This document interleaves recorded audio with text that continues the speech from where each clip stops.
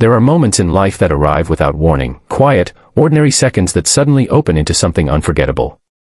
It happened on a cold, rainy afternoon in a busy café, the kind where people walk in hurriedly, dripping umbrellas and shaking off the chill.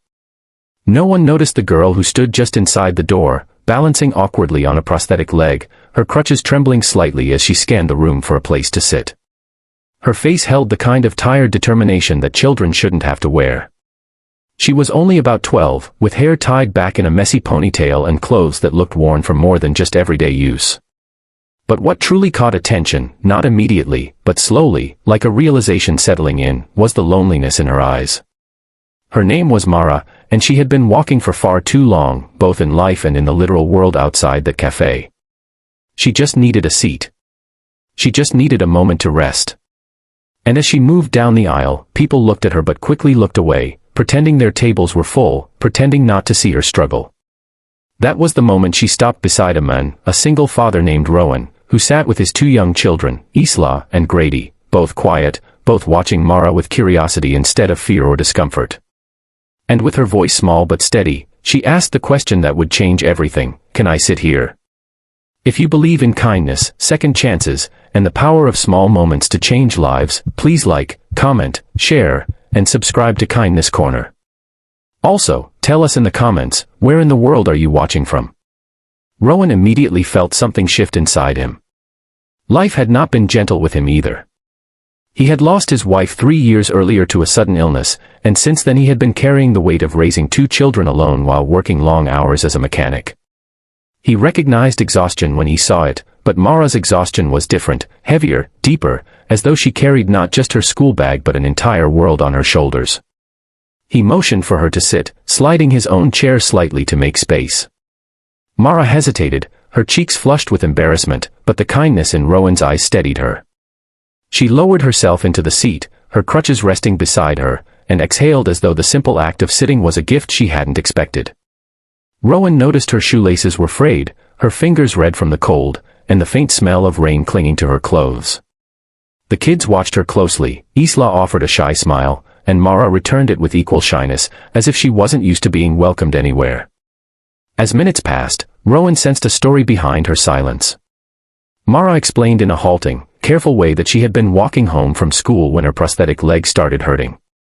Her mother worked double shifts and wasn't able to pick her up, and there was no bus she could afford to take. She had been born with a congenital condition that led to the amputation of her left leg when she was a toddler, and though she spoke of it plainly, there was a quiet ache in her voice that came from years of having to be braver than most adults. She didn't want help, she said, she was used to managing alone. But today, something inside her had cracked, she just needed a space to breathe. Rowan felt a sting behind his eyes. He remembered all the days he himself had pretended to be fine for the sake of his children, the days he had smiled while breaking inside. Mara was doing that now, smiling not because she wanted to, but because she didn't know any other way to survive. The cafe, warm and bright, wrapped around them like a shelter from the world outside. Rowan decided, without saying it aloud, that he would make this moment count. He bought her a warm sandwich and hot chocolate, placing them gently in front of her. Mara froze, unsure whether to accept. Rowan reassured her with a simple nod, and for the first time since she had entered the cafe, her face softened. She ate slowly, as though savoring not just the food but the rare feeling of being cared for. His children began chatting with her, asking about school, hobbies, and the stickers on her crutches. Mara answered with shy pride, each question peeled away a layer of loneliness. Rowan watched the scene unfold and felt something rise in him, a reminder of how deeply kindness could heal, not just the receiver but the giver too. As Mara finished eating, attention returned to her expression. She confessed, in a voice barely above a whisper, that she feared going home. Not because anyone would harm her, but because her mother would be overwhelmed with worry and guilt once she learned how far she had walked alone. Her mother, Leona, had been working non-stop, ever since Mara's father left them. Money was tight, medical bills never seemed to end, and Mara often pretended she wasn't hurting to avoid adding to her mother's burden. Rowan's chest ached hearing this. He realized Mara wasn't asking for pity, she was asking for understanding, for someone to see her without judgment. Rowan decided he would drive her home. Mara's eyes widened in disbelief, and for a moment she looked as though she might cry. Not from sadness, but from the overwhelming unfamiliarity of being helped. As they stepped outside into the clearing rain, Rowan held the door open for her, and something inside Mara cracked in the gentlest way. She whispered that no one outside her mother had ever done something like this for her. Her voice trembled, and Rowan placed a comforting hand on her shoulder, reminding her she wasn't alone in the world, even on the days she felt invisible. When they reached her home, a small apartment in an aging building, her mother rushed out in panic, her face drained of color. But when she saw Mara safe, standing beside Rowan and his children, her fear dissolved into gratitude. Leona thanked Rowan repeatedly, tears streaming down her face. In that moment, it was clear how fiercely she loved her daughter, how hard she was fighting to give her a life with dignity.